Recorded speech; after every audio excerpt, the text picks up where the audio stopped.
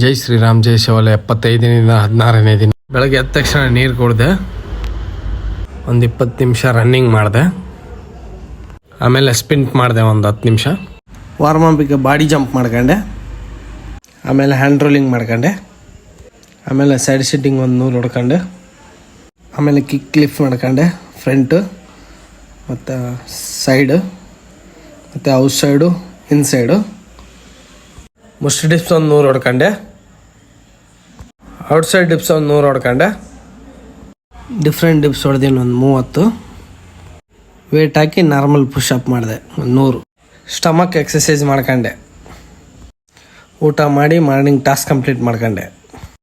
Evening ವರ್ಕೌಟಿಗೆ ಸಪಾಟೆ ಹೊಡೆದೆ ಒಂದು 100. ಆಮೇಲೆ ದೇಸಿ ದಂಡು ಹೊಡೆದೆ ಒಂದು 100.